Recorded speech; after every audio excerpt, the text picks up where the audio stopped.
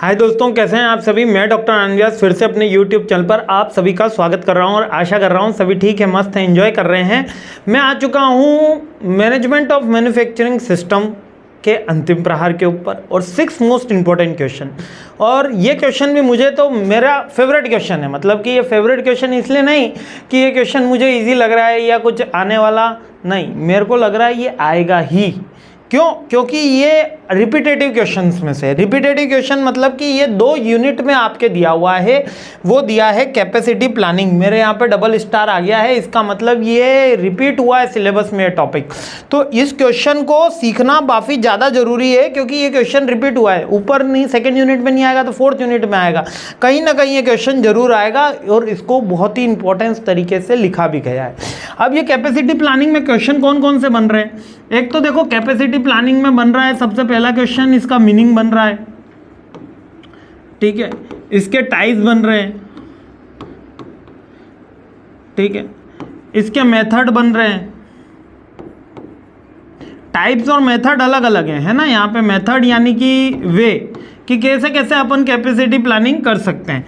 और इसके अलावा वही नॉर्मल क्वेश्चन, एडवांटेज और ड्रॉबैक,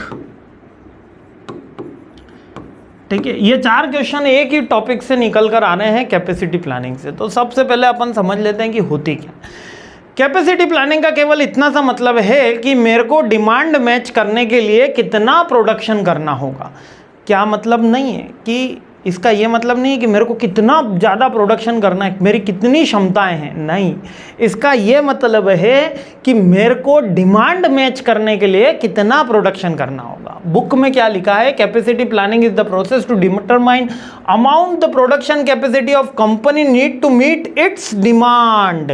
यानी डिमांड मैच करने के लिए आपको प्रोडक्शन चेक करना है, ना कि आपकी क्षमताएं उठाने के लिए।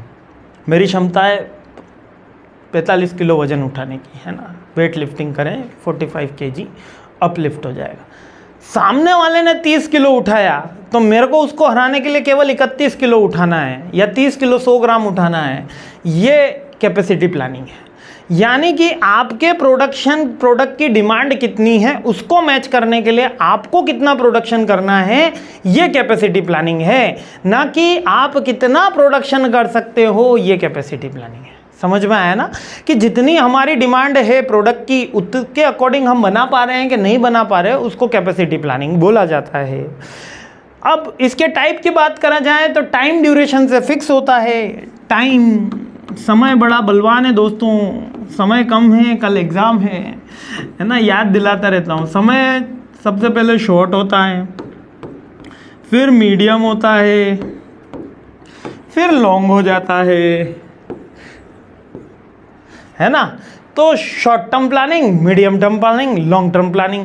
जब मैं 6 महीने से कम के लिए कैपेसिटी प्लान कर रहा हूँ यानी कि प्रोडक्शन की प्लानिंग कर रहा हूँ तो शॉर्ट टर्म प्लानिंग है।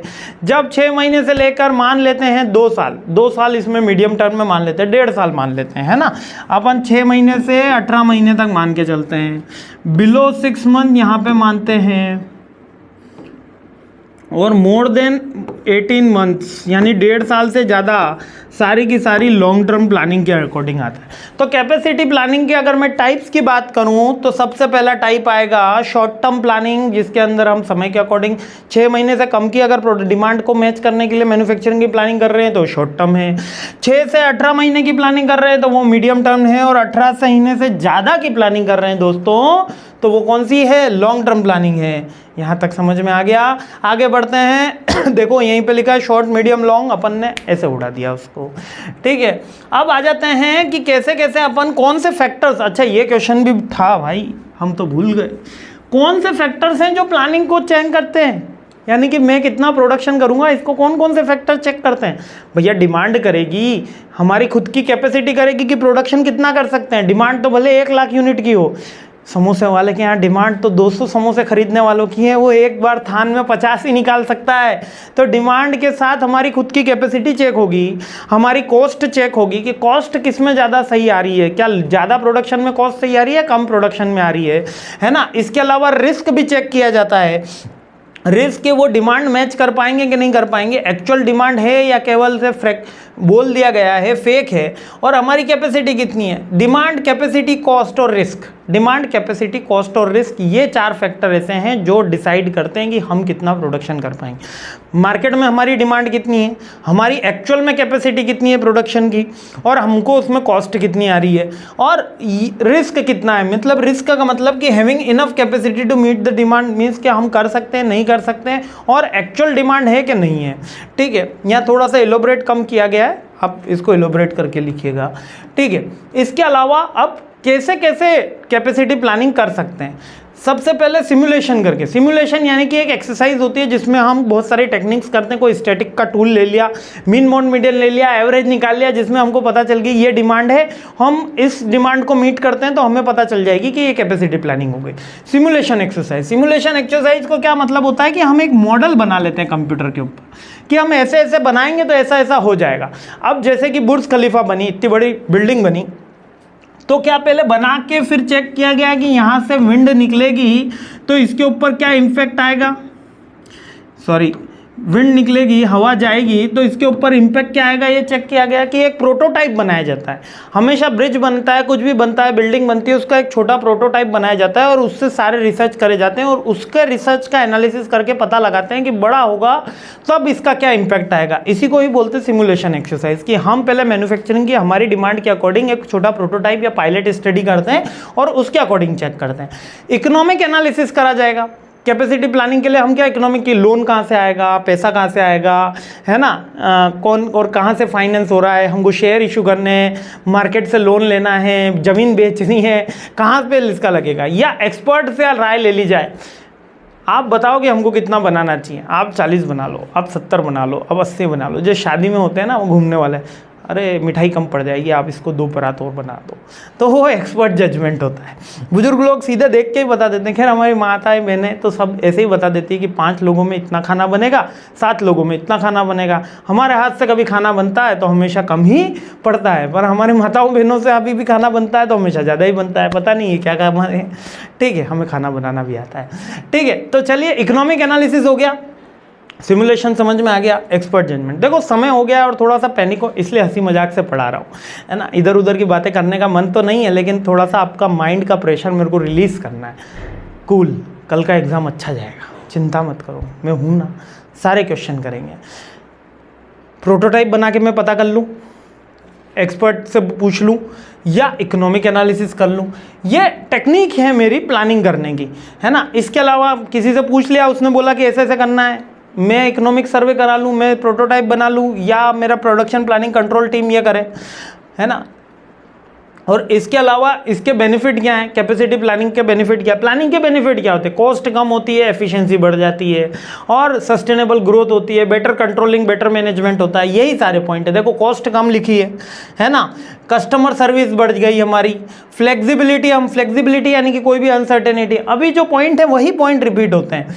ठीक है, और इसके ड्रॉबैक क्या है, प्लानिंग किसके ऊपर डिपेंड होती है, डेटा के ऊपर डिपेंड होती है, तो डेटा की रिक्वायरमेंट है, कॉम्प्लेक्स प्रोसेस है, और टाइम कमिटमेंट है, यानी कि एक फिक्स टाइम के लिए हमको करनी होगी, वरना वो प्लानिंग आउटडेटेड हो जाती है। जैसे कि मैंने शॉर्ट टर्म प्लानिंग करी 6 महीने के लिए और मैं उसको एग्जीक्यूट नहीं कर पाया तो वो आउटडेटेड हो गई।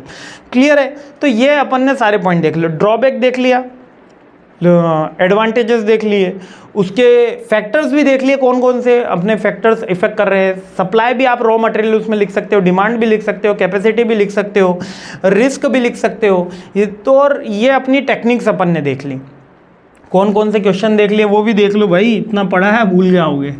सबसे पहले कैपेसिटी प्लानिंग का मीनिंग देख लिया, इसके टाइप्स देख लिए, इसको कौन से फैक्टर्स अफेक्ट करते हैं वो देख लिया। फैक्टर्स के बाद में अपन ने क्या देखा है, फैक्टर्स के बाद में हमने देखा है कि कौन कौन से मेथड से करी जा सकती है, सिमुलेशन एक्सरसाइज, एक्सपर्ट या economic survey, simulation exercise, expert या इकोनॉमिक सर्वे। ठीक है, फैक्टर्स कौन से हैं, डिमांड कितनी है, कैपेसिटी कितनी है, रिस्क टेकिंग कैपेसिटी कितनी है, ठीक है, और सप्लाई कितनी हो रही है रॉ मटेरियल की, और फाइनेंशियल भी आप इसके अंदर लिख सकते हो। टाइप के अंदर तो शॉर्ट, मीडियम और लॉन्ग, 3 ही है, शॉर्ट, मीडियम और लॉन्ग। और इसके अलावा आप लिखना चाहोगे तो एडवांटेजेस आ गए। एडवांटेजेस में तो क्या है, बेटर कंट्रोल, बेटर प्लानिंग, है ना, रिड्यूस कॉस्ट। और अगर ड्रॉबैक में कहा जाए तो ये डेटा पे डिपेंडेंट है और एक कॉम्प्लेक्स प्रोसेस है और सम सर्टेन पीरियड के लिए ही है। ये सारे देखो 4 5 6 क्वेश्चन अपन ने एक ही वीडियो के अंदर बहुत ही अच्छे से निपटा दिया।